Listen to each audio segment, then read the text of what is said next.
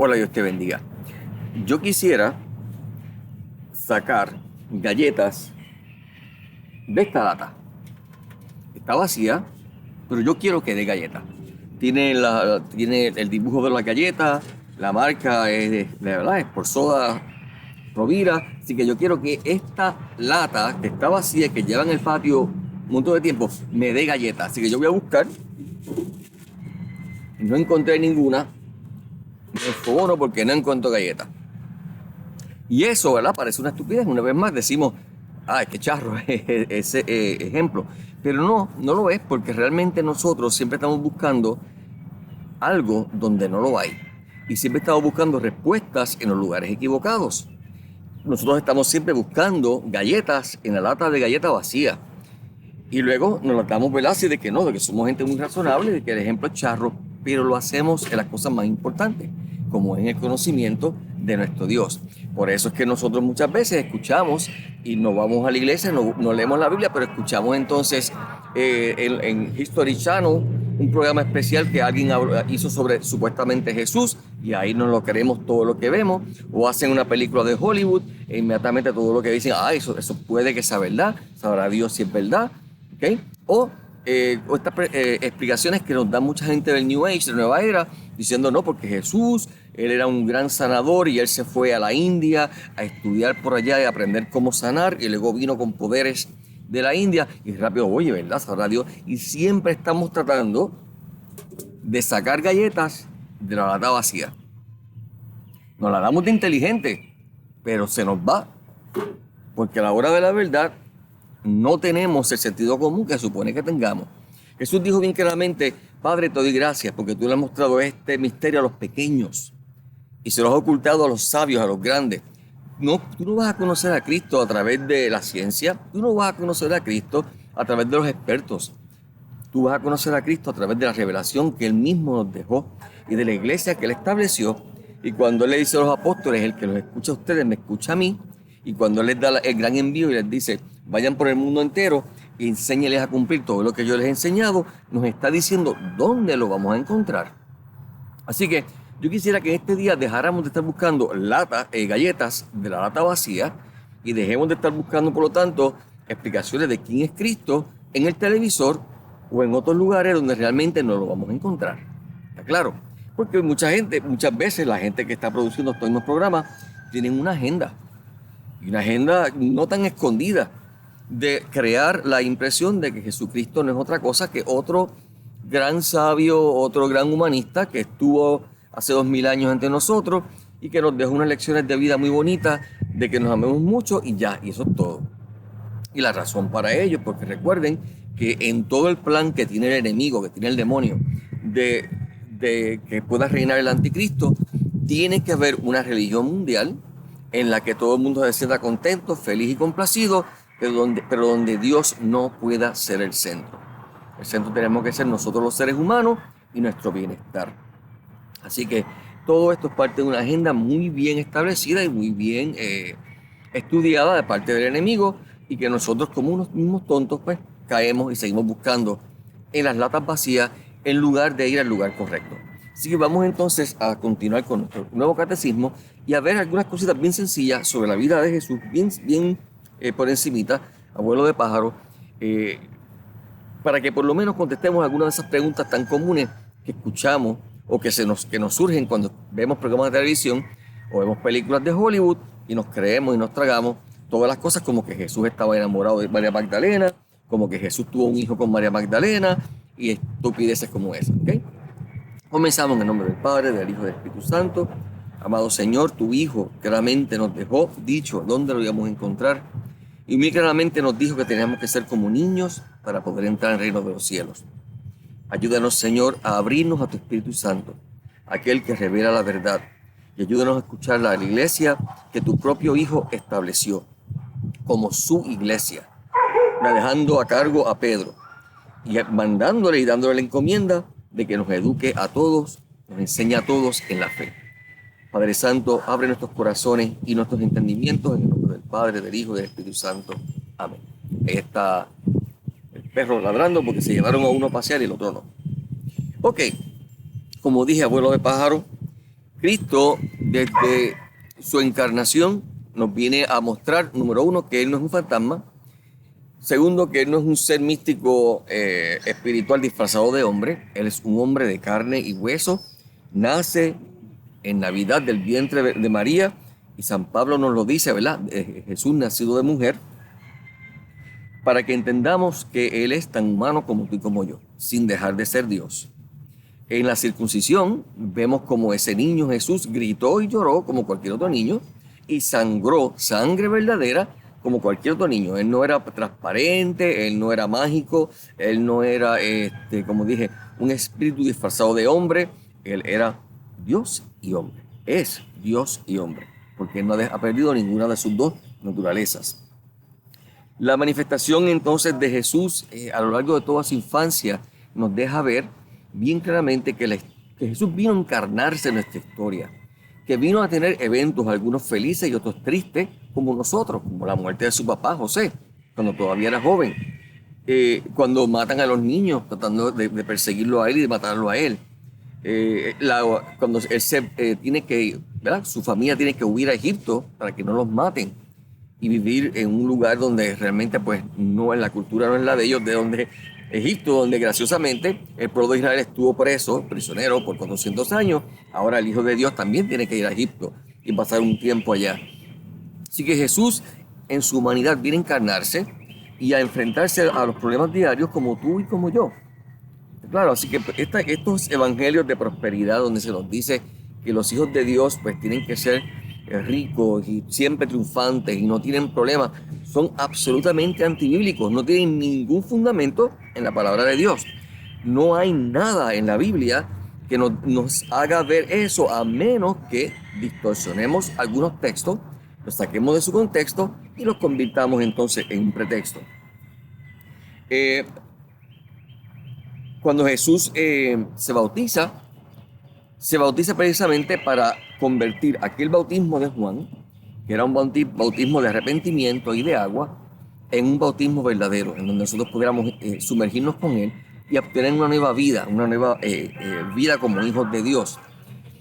Era una manera no cruel de hacernos participar en su propia muerte, sumergiéndonos en el agua, ¿okay? Para morir con Él. Claro, sabemos que con el tiempo y desde San Pablo no siempre se sumergía a la gente en agua. Luego se descubrió que realmente lo importante no era la cantidad de agua, sino era el gesto, el de tener las tres sumergidas o las tres, ¿verdad?, derramadas de agua sobre la cabeza en el nombre del Padre, del Hijo y del Espíritu Santo, porque lo que nos salva no es la cantidad de agua, es la sumisión obediente a la voluntad de Dios, de unirnos a su muerte. Y este sacramento nos empieza a unir, pero recuerden, es el comienzo no es el fin. Nosotros muchas veces la gente dice por ahí, yo me convertí, conocí a Cristo y estoy convertido. Yo también. Esa conversión fue con mi bautismo. Y si te bautizas desde adulto, pues tu conversión fue desde antes, cuando empezaste a prepararte. Lo importante es, Cristo, que no tiene ningún pecado, asume ese bautismo de Juan para identificarse con nosotros, pero transformar el agua en un instrumento de su gracia. ¿Okay? Así como también la borla de su manto, la hemorroide se la tocó y se sanó. ¿Okay? Y como la sombra de Pedro sanaba a los enfermos, y así como los pañuelos de Pablo en Hechos de los Apóstoles sanaban a los enfermos, porque Dios también utiliza la materia. La materia no es enemigo de Dios. Dios utiliza todo y todo ha sido creado por Él y es su obra. Y lo usa todo para llevarnos a Él. Luego Cristo sabemos que fue tentado en el desierto, y estas tentaciones, cuando vemos su naturaleza, vemos que ninguna de ellas fue sexual. Todas ellas eran relacionadas a su misión. ¿Por qué? Porque Cristo no tenía la concupiscencia. Por lo tanto, esta teoría estúpida de que Jesús estaba enamorado de María Magdalena es realmente absurda. Jesús sabe quién es Él. Y claro que ama a María Magdalena, así como nos ama a todos y cada uno de nosotros, pero no de una manera sexual, como lo quieren hacer ver algunas películas, La Última Tentación de Jesús y demás porquerías que por ahí la gente se inventa. ¿Okay? Así que sus tentaciones están todas relacionadas a la misión que Él trae para salvarnos, porque Jesús está bien enfocado, está bien claro en lo que Él quiere hacer y en lo que Él viene a hacer. Jesús comienza con su predicación diciendo: el reino de Dios está cerca. Y el reino de Dios es bien claro lo que es. No es otra cosa que esta apertura donde Dios reina y donde el corazón se abre como un niño de par en par a Dios, cree en su palabra, se confía a Dios Padre en su providencia como un hijo, busca obedecerle en todo lo que hace, busca amar al hermano porque sabe que cuando ama al hermano ama a Cristo en el hermano, y busca la salvación suya y de sus hermanos sobre todas las cosas. Eso es el reino de Dios. Por eso cuando Cristo, por ejemplo, en Mateo 25, habla del juicio de las naciones, dice, porque tuve hambre, me diste de comer, tuve sed y me diste de beber, estuve desnudo y me vestiste. Porque este reino, esta nueva visión no es otra cosa de yo descubrir que Dios Padre quiere hacerme su hijo, lo hace a través de Jesucristo. Cristo nos deja los sacramentos como medio para lograrlo. Y esos sacramentos que me unen a Cristo me hacen a mí entonces ver a mis hermanos a través de los ojos de Cristo. Y crear un reino en el sentido de que entonces yo amo a Dios y amo a mi hermano porque veo a Cristo en él y formamos una verdadera familia. Una verdadera familia donde Jesús es la cabeza. Eso es el reino de Dios. Esa familiaridad, esa familia de amor común que es la iglesia en donde Cristo es cabeza. ¿Okay? Así que tampoco tiene sentido por ahí decir entonces que Jesús simplemente pues trajo una filosofía de vida y nos habló de cosas lindas y ya. No, Jesús vino a incorporarnos a Él. Yo por más que sea una persona que haga muchas buenas obras por ahí, si yo no me incorporo a Cristo, yo no puedo ser hijo de Dios. Estoy llamado a hacerlo, pero no lo soy hasta que acepto el bautismo, hasta que acepto aquella condición que Dios puso para que así fuera. Por eso le dice a Nicodemo, el que no nace del agua del Espíritu no puede entrar al reino de los cielos, ¿verdad? Tienes que nacer del agua del Espíritu para poder entender estas cosas. Así que las obras buenas por ahí son muy buenas, son importantes porque son una demostración del amor que yo tengo por Dios. Si son simplemente filantropía, son simplemente generosidad, son buenas, pero no necesariamente me salvan. ¿Okay? ¿Por qué? Porque si no llevo una vida en unión con Dios, eso no garantiza mi salvación. Sabemos que Dios en su misericordia puede escoger salvar a personas de buen corazón que por razones fuera de su voluntad nunca le conocieron. O sea, vivieron en un país donde no tenían oportunidad de conocer a Dios, en una familia donde no se les permitió hablar de Dios o conocer a Dios, etcétera, etcétera. Pues entonces Dios en su misericordia puede decidir salvar. ¿Okay? Pero eso le toca a Él. Eso es un puede. Él puede y Él quiere que todos los hombres se salven. Pero desafortunadamente Dios es un Dios de orden. Y Dios estableció unas normas y estableció un camino. Que Él puede, como dije antes, brincar esas normas y decir, no, a esta persona yo lo voy a salvar. Y hacer una excepción, claro que sí. Pero lo normal, lo cotidiano para ti y para mí, que tenemos acceso a la palabra de Dios en este país, es lo contrario. Es que entonces nos reunamos en ese reino y realmente nos dejemos llevar por esa palabra de Dios y obedezcamos por toda su revelación. Así que el reino de Dios está cerca y cuando Jesús anuncia el reino, una de las cosas que hace es precisamente los milagros, las sanaciones. Y por eso algunas personas también, algunas iglesias por ahí, quieren hacer ver como que Cristo no es otra cosa que un simplemente sanador, que lo que viene es a sanar a todo el mundo de sus males y dilemas y que toda persona que tiene fe tiene que estar sana. Porque si no está sana es porque no tiene fe. Y no, las sanaciones que Cristo hizo fueron signos. Cristo no sanó a todos los enfermos de su época. No todo el mundo se sanó. Él escogió personas que Él sanó. Y aquellas que se acercaron a Él las sanó como un signo de su poder, como un signo de su autoridad. Pero eso no significa que todo el mundo estaba sano. Y como lo sabemos, mira, bien sencillo, en la Biblia, después que Cristo muere, resucita y se va a los cielos, lo primero que vemos en el Hechos de los Apóstoles es Pedro y Juan caminando por la puerta de la hermosa, que encuentran a un hombre tullido que nunca había caminado. Adiós, ¿qué pasó? ¿Se le escapó a Cristo ese? Es que Jesús no vino a sanar a todo el mundo, porque la misión de Cristo no es un sanador físico, es un sanador del pecado. Él vino a librarnos de la realidad del pecado y de la esclavitud del pecado y de las consecuencias de la muerte eterna. Eso realmente es lo que Él viene. A algunas personas les conviene estar enfermas para su salvación, porque entonces no pecan, porque entonces O sea, si tienen tiempo para meditar, para orar, para con humildad acercarse a Dios. A otras personas, Él la sana y todavía lo sigue sanando, como un misterio de su amor. Pero el pretender que Cristo viene a sanar a todo el mundo y que si tú no te sanas es porque tú no tienes fe, es absolutamente un error. O sea, que tú, tras que estás enfermo, viene la persona y te acusa de que no tienes fe, caramba. O sea, te dije, eso es llover sobre mojado. Para hacer las cosas malas le hicieron peor todavía, ¿verdad? Tremenda ayuda que te dieron. Así que eso es absolutamente falso. Por eso cuando nosotros vemos el Nuevo Catecismo, vemos la vida de Jesús en manera sencilla, aunque estamos dándole así, como dije, abuelo de pájaro, nos podríamos librar, si meditáramos en estas cosas, de caer en todos estos errores, en todos estos disparates que la gente dice. Y que después nosotros muchas veces no sabemos ni siquiera cómo combatir y cómo ayudar a nuestros niños cuando se los creen. ¿Okay? Cristo, como parte de su misión, entonces no únicamente Él va a sanar, sino que Él va a predicar. Y Él va a preparar a sus apóstoles. Y entre ellos va a escoger, entre todos sus discípulos va a escoger 12 apóstoles. Y entre los apóstoles va a escoger a Pedro. Y dice, Pedro, tú eres Simón, tú eres Pedro, y sobre esta piedra yo edificaré mi iglesia. Y te daré las llaves del reino, y el infierno, el Hades, nunca podrá contra ella. Entonces vemos a Cristo estableciendo con claridad, inclusive les dice a ellos, cuando venga el Espíritu Santo, los introducirá a la verdad total.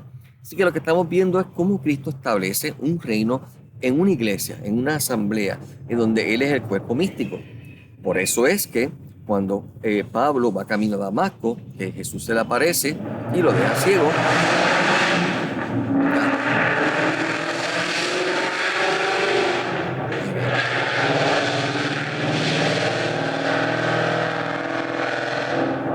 qué bonito, no tiene más nada que hacer, tiene que atraer la atención, ¿verdad? Siempre hay gente que tiene falta de atención y tiene que hacer el ridículo. Anyway, cuando Pablo queda ciego, ¿verdad? Y que Jesús le habla, ¿qué le dice? Pablo, ¿por qué me persigues? Y San Pablo, por eso, meditando en esto, en la primera carta a los Corintios, va a decir bien claramente que la iglesia es el cuerpo místico de Cristo. Así que la otra parte del reino de los cielos, además de Él hacer milagros, era predicar, establecer una iglesia, educando a los apóstoles y dándole autoridad para llevar a cabo unos sacramentos. Sacramentos en los cuales yo me encuentro con el Cristo resucitado.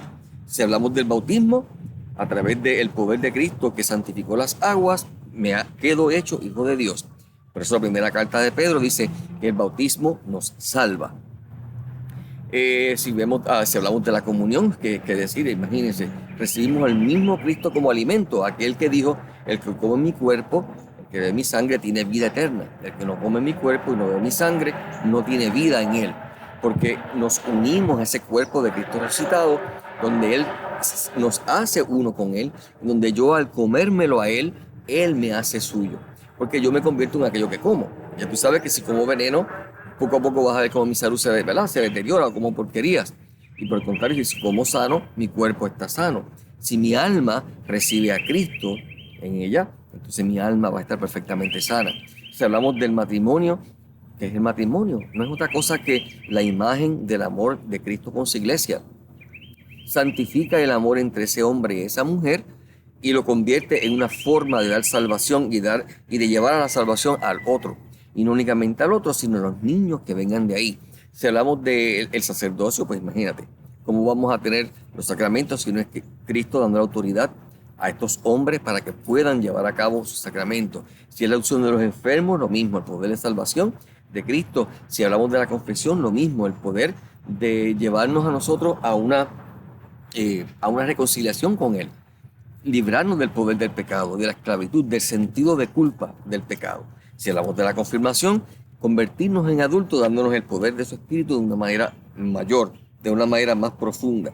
Así que estos sacramentos, que los podemos encontrar solamente en la iglesia, son otras formas en las cuales Cristo lleva a cabo el reino. Entonces recordemos que el reino no es otra cosa, como dije anteriormente, es como, para dar un ejemplo, yo tengo mi familia o tú tienes tu familia es la familia Rivera y ustedes son una familia muy bonita y tienen muchos niños y demás, pero su amor es tan grande que se abren a adoptar a otros niños. Y cuando ustedes adoptan estos otros niños, ustedes quieren no que ellos vivan en su casa, ustedes quieren que se conviertan en hijos. lo cual significa, por lo tanto, que sí vivan en la casa, pero además de vivir en la casa, tengan una comunión de amor con ustedes como padres y con sus hermanos, ¿verdad? Entren en esta dinámica de la familia Rivera, adquieran sus tradiciones, su forma de ser y se hagan uno con esa familia. Pero para lograr eso, obviamente, pues tienen que entrar en una relación primero con papá y mamá como padres. Pues exactamente lo mismo en el reino de Dios. Yo me relaciono con mi Dios como padre, con Jesús, mi Salvador, como mi hermano, me lleno de Él a través de la Eucaristía, Él me llena de su Espíritu Santo me santifica, me justifica, me limpia, me sana de todo pecado a través, ¿verdad? Por el sacrificio de Cristo. Y luego entonces, cuando yo recibo toda esta gracia, esa gracia se desborda hacia mis hermanos y a la misma vez la gracia que mis hermanos tienen se desborda hacia mí, haciendo que yo los admire a ellos y aprenda de ellos, ellos me miren a mí, aprendan de mí, nos demos ánimo mutuamente, ¿ok? Y formemos entonces esta relación de amor en donde cuando aquel está caído, yo voy y lo levanto, y cuando yo estoy caído, él viene y me levanta. Y de eso se trata, de esa comunión, de esa familia. Eso es el reino de Dios, en donde todos estamos llamados a amarnos mutuamente sin importar los títulos ni la posición social. Eso es el reino de Dios, ¿ok? Y a eso es que el Señor nos llama. El asumir o el decir que todo el mundo entra al reino de Dios automáticamente por sí mismo, es decir, que el sacrificio de Cristo entonces fue inútil e innecesario. El decir que los niños nacen ya como hijos de Dios, es decir, por lo tanto, que toda la misión salvadora de Cristo fue inútil, fue de más, fue ridícula, porque simplemente porque Dios es tan bueno, Él mira a ese bebé, le da pena y ya, lo voy a hacer mi hijo, porque sí, automáticamente. Pues entonces Cristo hizo ridículo. Cristo vino a ser ridículo. Si todos los hombres son hijos de Dios, simplemente porque son hombres, pues entonces todo el mundo se salva por sí mismo y por ende Cristo hizo ridículo. Pero sabemos que esto no es así. Dios quiere que todos los hombres se salven y Dios quiere que todos los hombres sean sus hijos. Pero Él dejó el medio, que es el bautismo, es la incorporación a su Hijo Jesucristo para poder salvarnos. ¿Okay? Y esa es su voluntad, establecida bien claramente. Por eso Jesús dice bien claramente, nadie va al Padre si no es por mí. Punto y se acabó. Hay gente que dice, pero que como que es exclusivista, dejando afuera a otra gente. Pues sí, es exclusivista si tú quieres, porque Él no está poniendo ningún tipo de impedimento para que tú lo logres. Al contrario, te da todos los medios para que lo logres. Te excluye a ti si te da la gana. Ahora, si tú eres rebelde, tú dices, yo no quiero hacer eso, yo quiero como quiera que Él me salve, pues te chavaste, porque ahí Él no va a torcer las reglas, faltando a la justicia, que, ¿verdad? Otras personas sí han hecho todo sacrificio por estar con Él. Él no va a faltar a la justicia, decir, este caprichoso, ay, bendito, pero yo soy tan bueno, vamos a dejarlo que entre. Así que no. Si tú no tienes culpa porque naciste en un lugar donde es imposible para ti alcanzar el evangelio, Dios tiene otros medios y Él sabrá. Pero si naciste en este país o en uno de estos países cristianos donde la palabra de Dios está accesible a ti, no pienses que me va a salvar, porque sí, yo tengo que responder, yo tengo que abrirme. El Dios que me creó sin mí no me salvará sin mí, decía San Agustín. Creo que es San Agustín, sí. ¿Okay? Bien importante.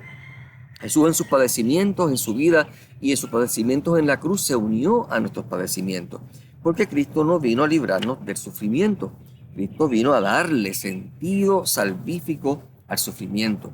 Cristo vino para hacer posible que yo, cuando estoy enfermo, o si yo me voy poniendo viejo y no tiene achaque, en vez de quejarme, lloriquear y decir, todo está acabado, qué pena que me puse viejo, pueda decir, no importa, porque cuando me muera voy a resucitar y voy a estar joven de nuevo. 1.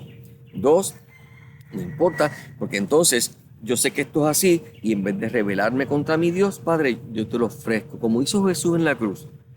En vez de decir, Padre, ¿por qué me tienes aquí crucificado? Padre, en tus manos yo encomiendo mi espíritu. Y esta total entrega al Padre.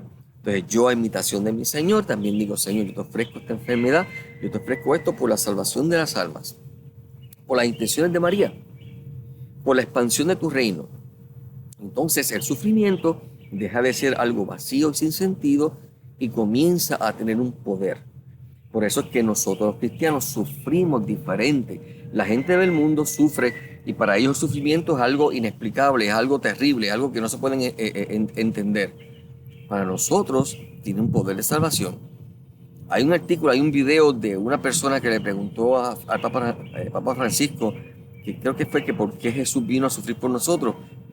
Eso está bien claramente revelado en la palabra.